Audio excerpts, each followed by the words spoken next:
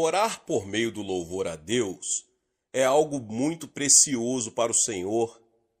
Trata-se de comparecermos diante do nosso Pai Celestial com gratidão e louvor transbordando para Ele. Não oraremos em favor de necessidades específicas que porventura tenhamos. É um tempo especial para expressar nossa gratidão ao Pai. O Salmo 91:3 diz: Tu és o Santo, entronizado entre os louvores de Israel. No original hebraico, o vocabulário louvores significa que Deus habita o trono de louvores. À medida que louvamos a Deus, o Espírito de Deus aproxima-se para habitar no meio dos nossos louvores. Quando não conseguimos orar até conseguir a resposta, ou tocar em Deus pela fé, ou quando estamos em agonia, ou sobrecarregados pelos fardos da vida, se tão somente começássemos a louvar a Deus e continuássemos nesse louvor, as forças que oprimem o nosso coração seriam tiradas de cima de nós e nos sentiríamos livres em nosso espírito para louvá-lo sem impedimento. Louvar e orar são muito importantes para nós como filhos de Deus e também para Deus. Depois de os filhos de Israel terem marchado em redor dos muros de Jericó 7 vezes em seguida, Josué mandou o povo gritar louvores. Enquanto todos gritavam e louvavam a Deus, os muros de Jericó caíram. Quando Paulo e Silas, presos no calabouço interior da prisão, louvaram a Deus, a terra tremeu e as portas da prisão se abriram. O louvor a Deus traz a sua grandiosa obra para o nosso meio. O que faremos para louvar a Deus e como louvaremos a Ele? Em primeiro lugar, devemos saber quem Ele é e o que faz, e assim louvá-lo à altura.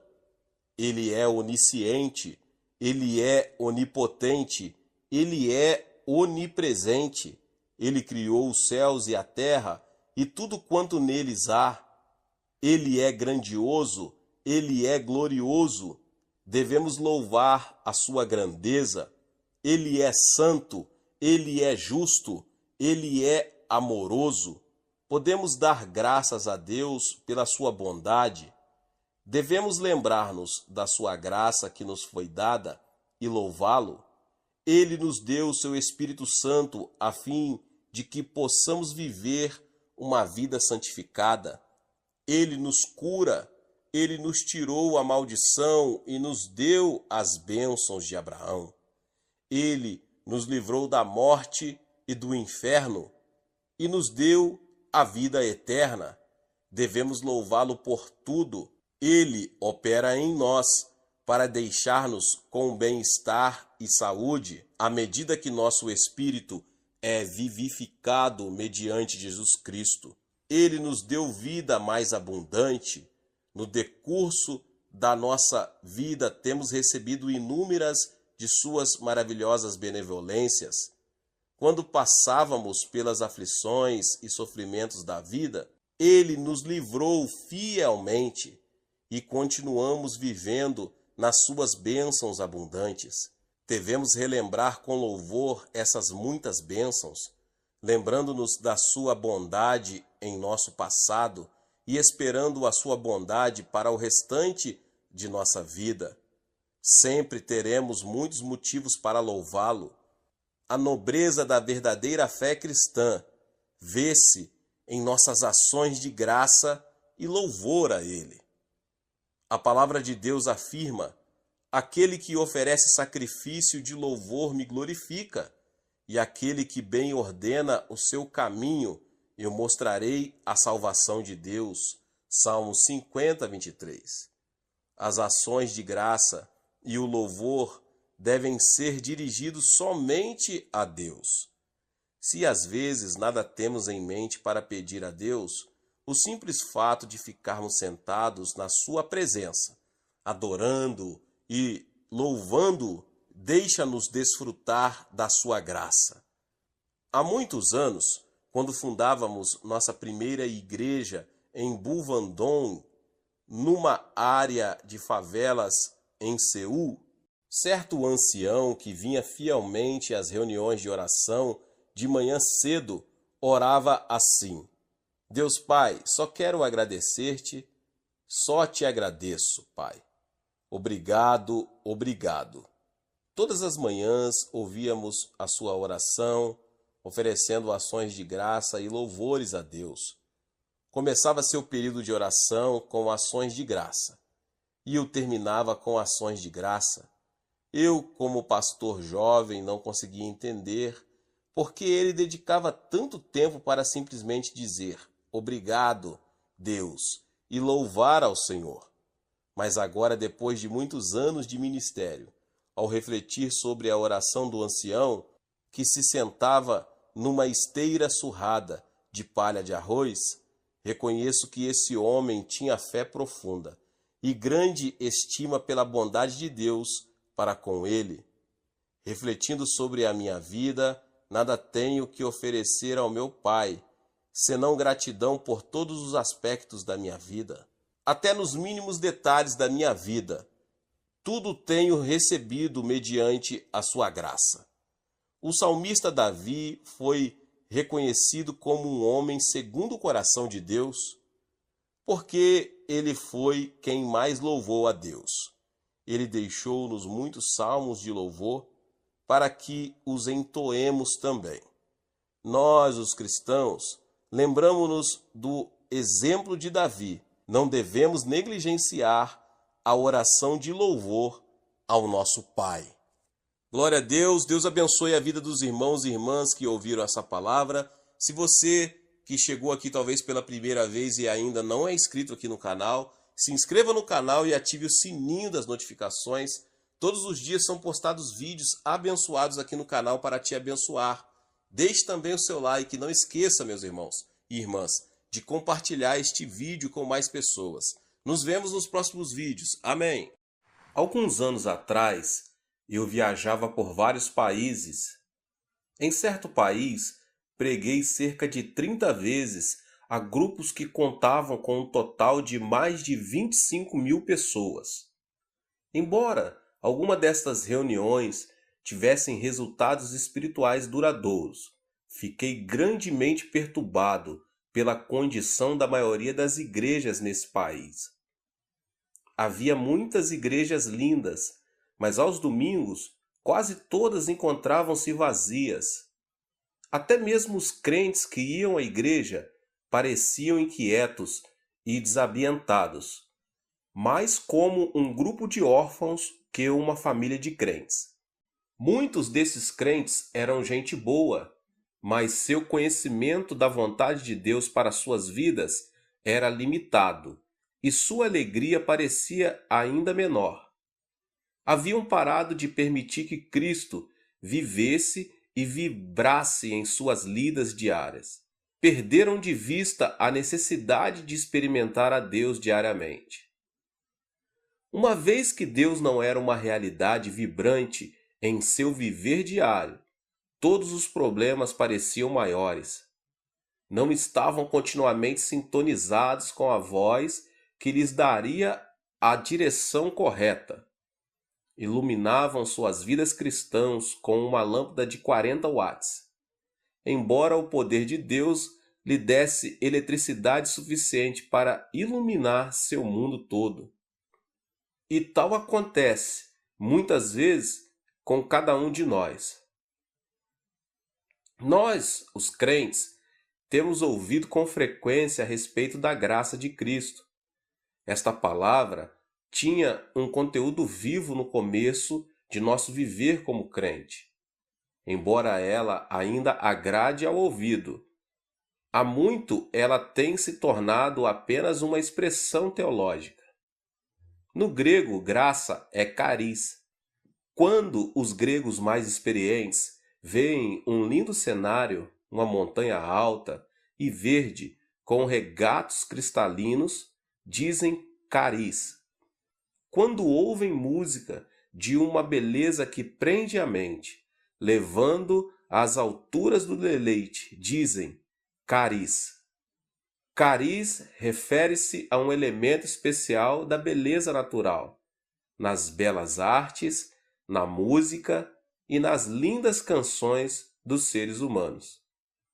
A graça é provida mediante a vida de Cristo na terra e sua morte na cruz. Por meio da aceitação da sua graça, pela fé, Cristo vem a você e o transforma em uma criatura de beleza. Ele muda o seu caráter e, à medida que você lhe permite, ele cria e desenvolve em você uma linda e nova personalidade. Ele pode tornar lindo o seu lar. Ele pode tornar maravilhosa a sua vida. Em Efésios 1:6 lemos: a riqueza da sua graça, que Deus derramou abundantemente sobre nós. Esta é uma graça que não deve ser experimentada apenas uma vez em sua vida, mas em muitas ocasiões. Cerca de 20 anos atrás, minha sogra e eu visitamos uma das piores casas que já vimos. A família que aí residia tinha 10 filhos, mas era destituída de posses materiais. O pai era alcoólatra. Este homem, em certa época, também havia sido viciado em narcótico.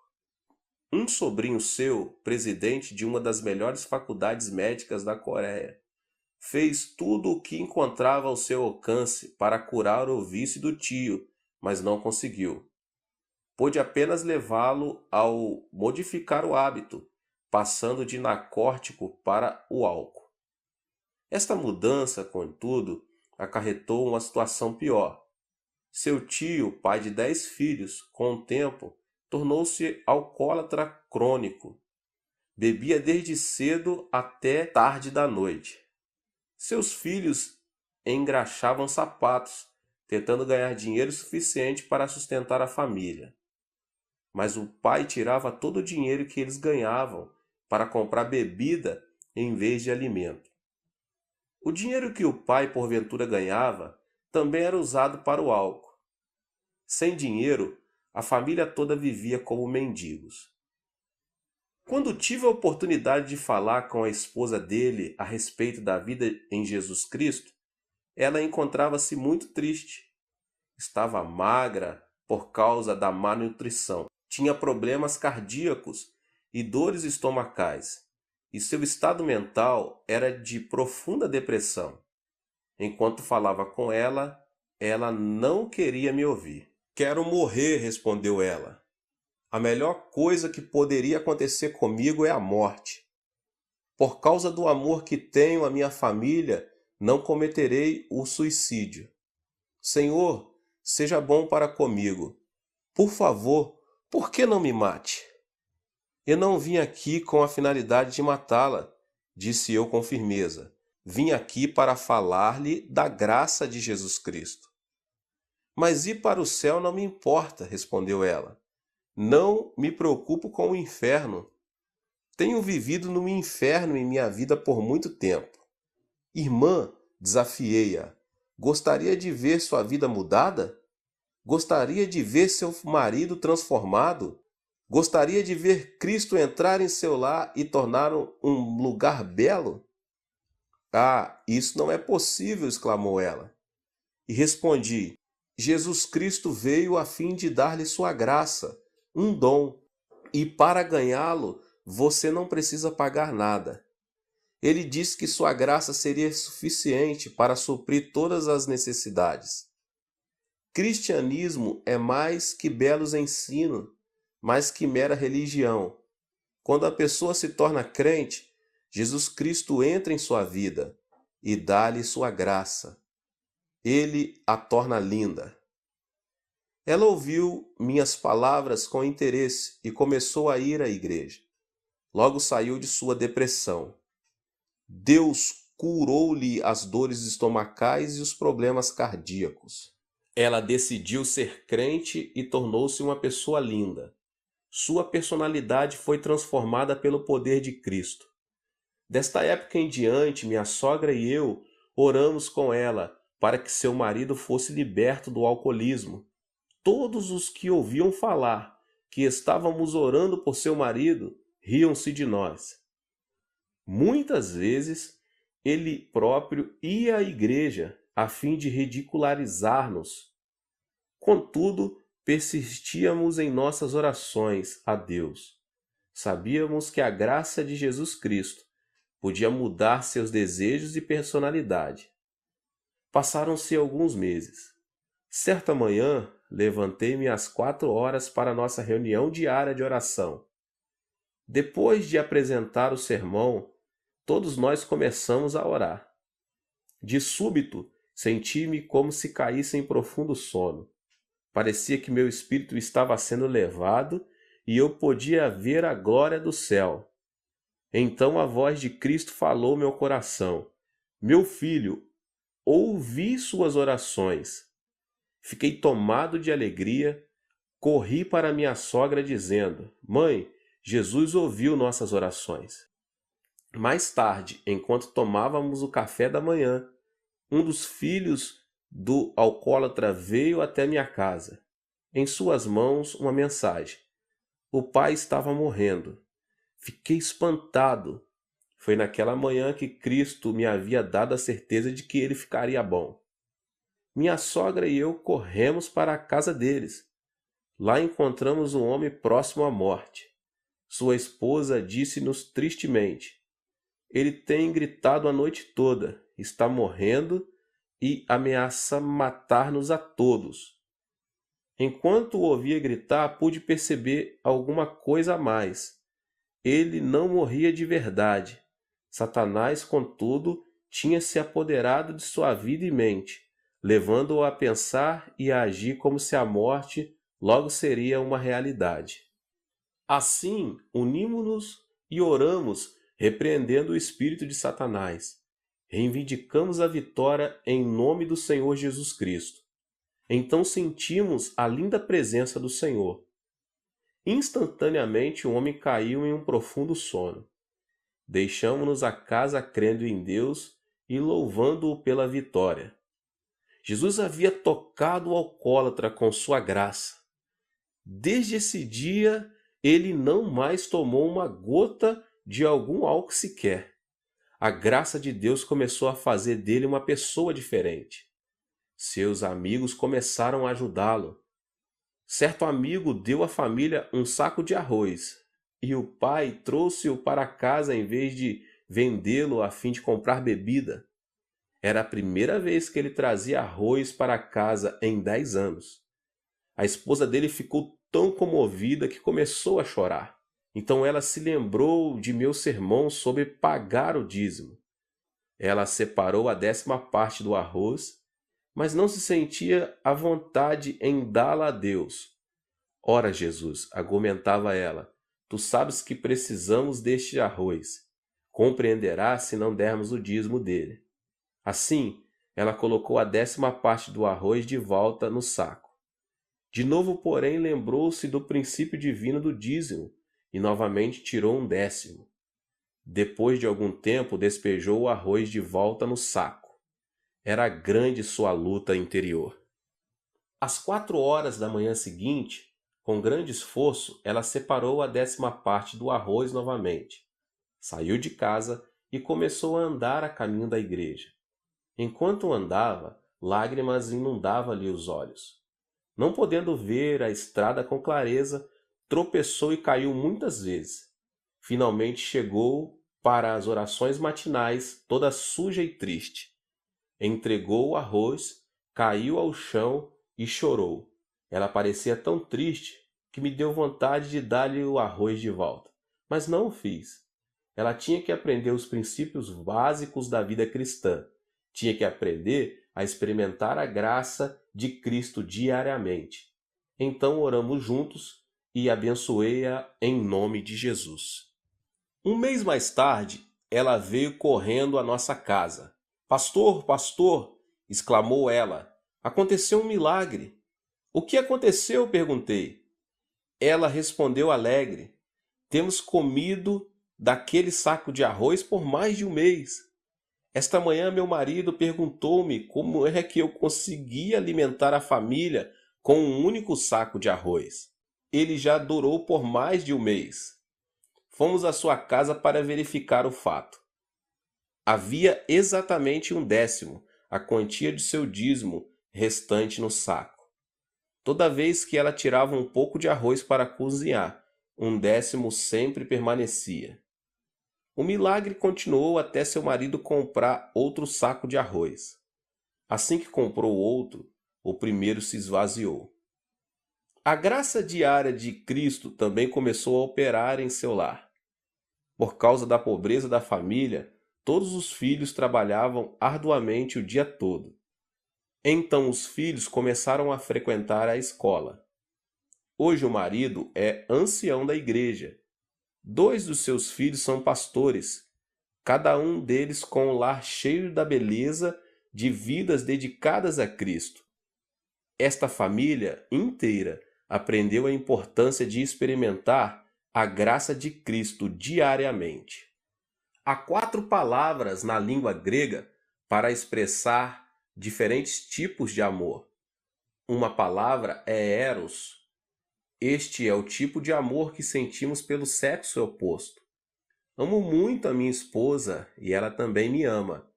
Quando me encontro fora, em viagem evangelística no exterior, procuro escrever-lhe uma carta todos os dias.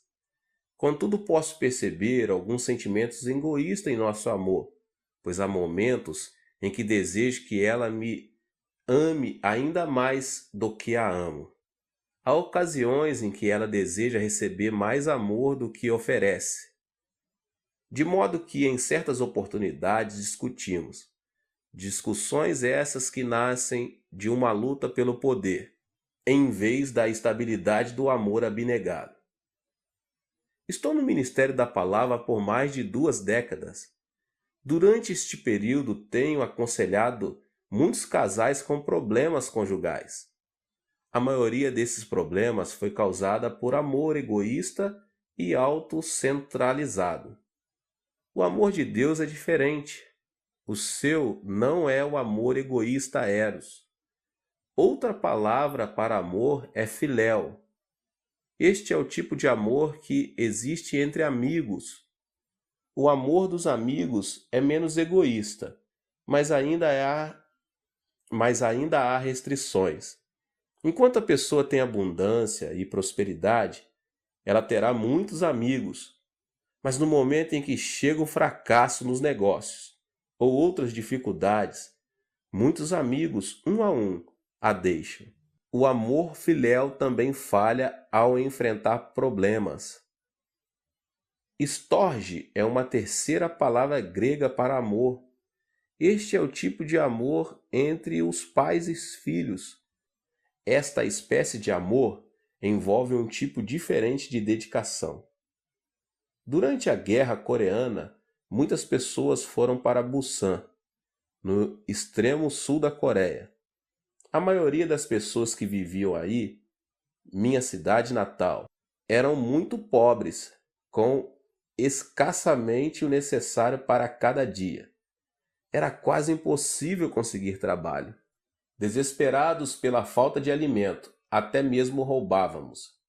Quando os soldados norte-americanos começavam a transportar carvão do porto de Busan, muitos meninos como eu subíamos nos vagões como formigas famintas. Roubávamos carvão suficiente para vender a fim de comprar alimento e roupa para passar uma pequena porção do severo inverno.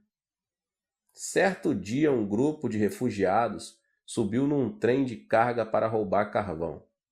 Um militar norte-americano correu para eles gritando que descesse. Apavorados, pularam fora do trem. Um menino de 7 anos de idade encontrava-se no grupo que fugia. Ele começou a correr com o restante do grupo, mas viu um pouco de carvão caindo debaixo do trem. Entrou, arrastando-se debaixo do trem para retirá-lo. No momento em que ele alcançava o carvão, o trem começou a mover-se. As pessoas que estavam por perto gritaram, mas ninguém ousou salvar o garoto.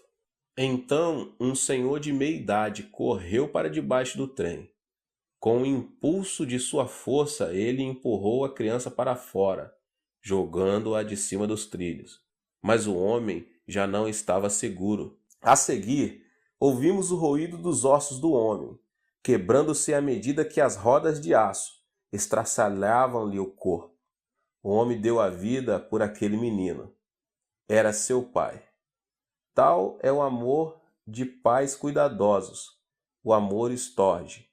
Leva os pais a ações heróicas. É um maravilhoso tipo de amor, mas ele também tem seus limites. É um amor limitado aos pais e aos filhos. Na língua grega, o amor de Deus é ágape.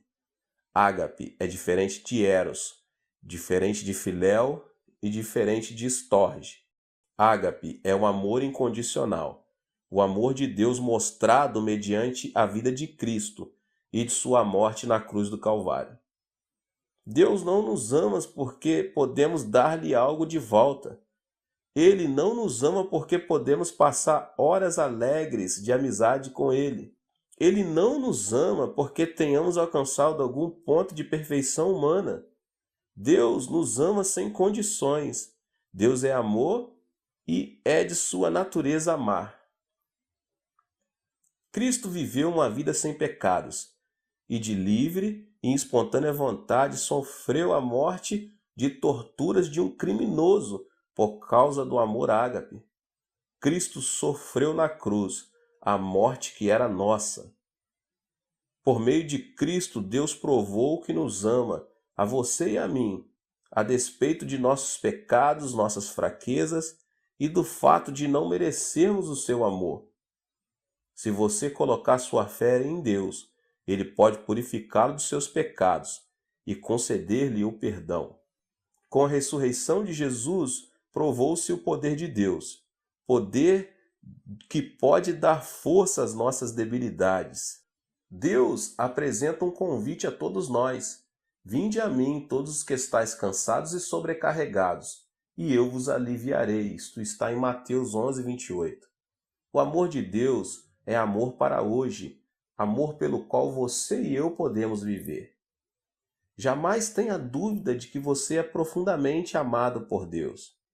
Você tem a habilidade e o privilégio de falar diariamente com Ele, diretamente com Ele também. Não se preocupe com os pecados passados. Deus pode conceder-lhe perdão mediante a fé em Cristo. Não se preocupe com os seus fracassos. Deus pode dar-lhe a força para vencer e ter sucesso. Não se preocupe com suas insuficiências. Mediante Cristo você é fortalecido. Não se preocupe com suas frustrações. Deus mostrou que a frustração última, a morte, é impotente perante sua vontade. Grande parte da Bíblia ocupa-se com o relato do amor de Deus ao homem. Leia-a diariamente e deixe que ela fale do amor de Deus a você.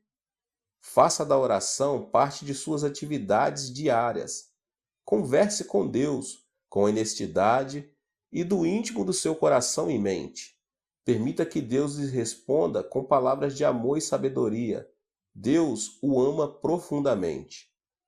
Paulo termina a segunda carta aos Coríntios com estas palavras: a graça do Senhor Jesus Cristo e o amor de Deus e a comunhão do Espírito Santo seja com todos vocês. 2 Coríntios 13, 13.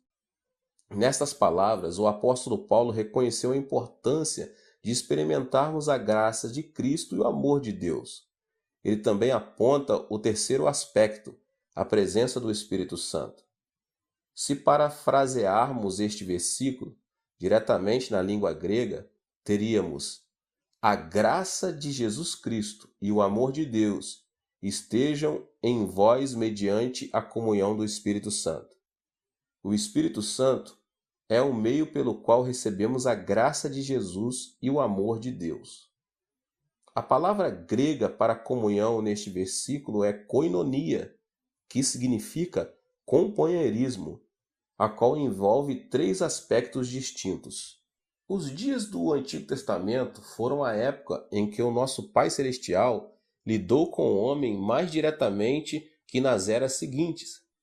Então o Pai enviou seu Filho, Jesus Cristo, que viveu e andou entre os homens por 33 anos. Enquanto vivia na terra, Cristo falou de outro que viria depois dele. E rogarei ao Pai, e ele vos dará outro Consolador, a fim de que esteja para sempre convosco. O Consolador, o Espírito Santo, que o Pai enviará em meu nome. Esse vos ensinará todas as coisas, e vos fará lembrar de tudo o que vos tenho dito. João 14, 16 e 26. Hoje, mediante a pessoa do Espírito Santo, podemos experimentar o amor de Deus e a graça de Cristo. O Espírito Santo é uma pessoa, o terceiro membro do Deus triuno e uno. Não podemos verdadeiramente conhecer a pessoa somente por seu nome, nem mesmo mediante uma apresentação formal ou uma polida de troca de cumprimentos. Só conhecemos uma pessoa por meio da comunhão íntima e do partilhar amor mútuo. A fim de termos comunhão com essa pessoa, devemos compreender um ao outro, falar um com o outro, partilhar ideias, temores, sonhos e esperanças. A fim de experimentar Deus diariamente, é preciso que tenhamos este tipo de comunhão com o Espírito Santo. Devemos dar-lhe acolhida em nosso coração, falar com ele sinceramente e desfrutar de sua presença.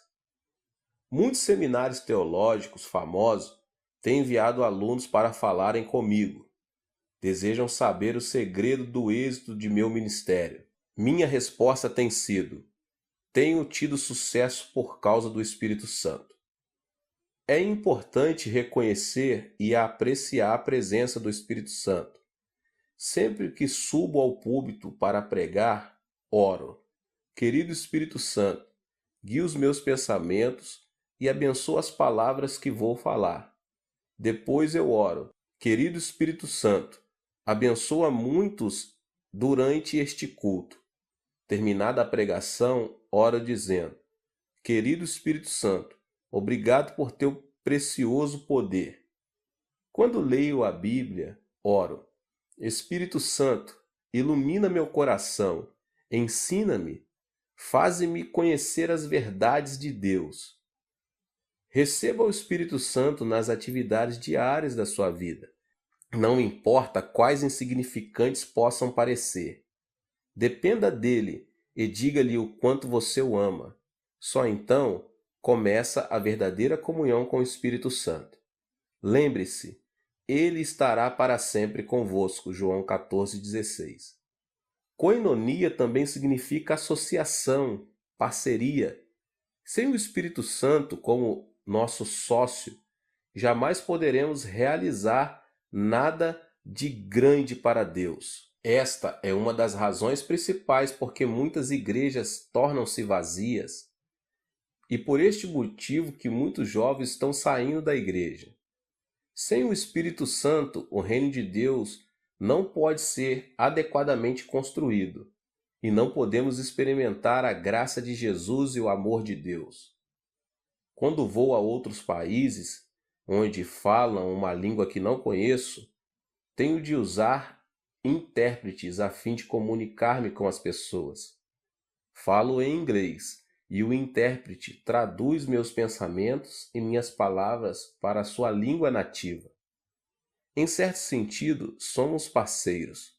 Se esta parceria funcionar bem, o culto terá êxito. Se nossa parceria for rompida, as pessoas que nos ouvem não compreenderão a mensagem e o culto será um fracasso. Você já parou para pensar que pode ter existido fracassos espirituais em sua vida de fé? Fica a imaginar porque há pouco êxito em sua vida de oração?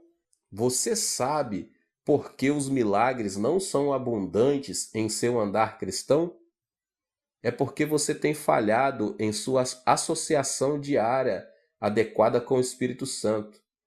Mas quando você, com sinceridade, convidar o Espírito Santo a entrar em sua vida, ele estabelecerá uma associação sobrenatural com você.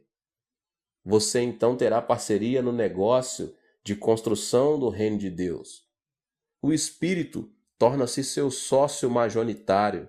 Você passa a ser o sócio secundário. Se você não der ouvidos ao sócio principal, terá fracasso no construir o reino de Deus.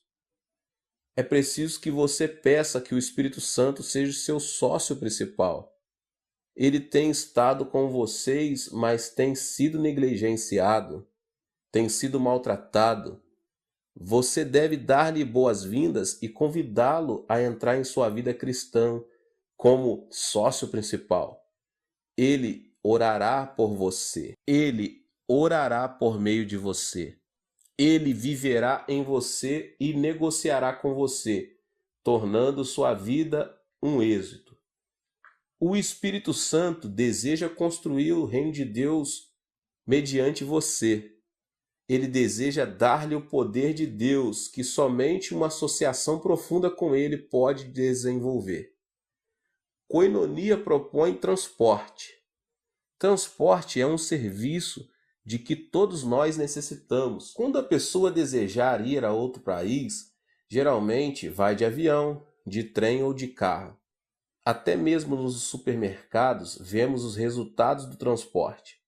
O alimento e legumes que aí se encontram foram trazidos de lugares distantes, e o transporte desses bens enriquece-nos a vida.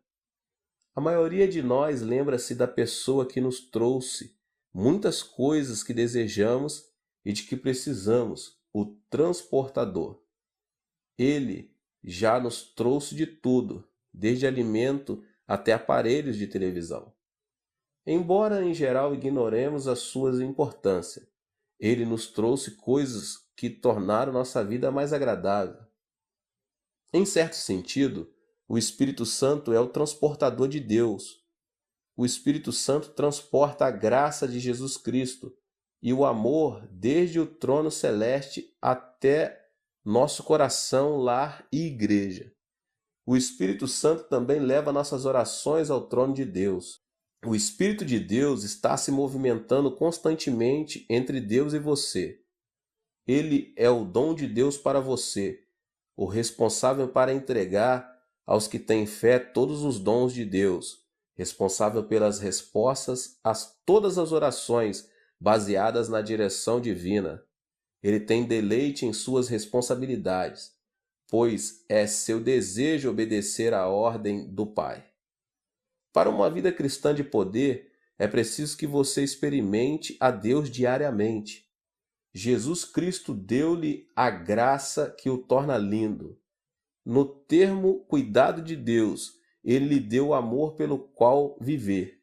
Mediante a comunhão com o Espírito Santo e a graça de Cristo, o amor de Deus pode ser seu. Faça do Espírito Santo seu sócio principal e deixe que o poder, a graça e o amor de Deus fluam livremente em sua vida. Experimente a Deus diariamente e permita que a vibração dessa experiência irradie para todos os que estão ao seu redor.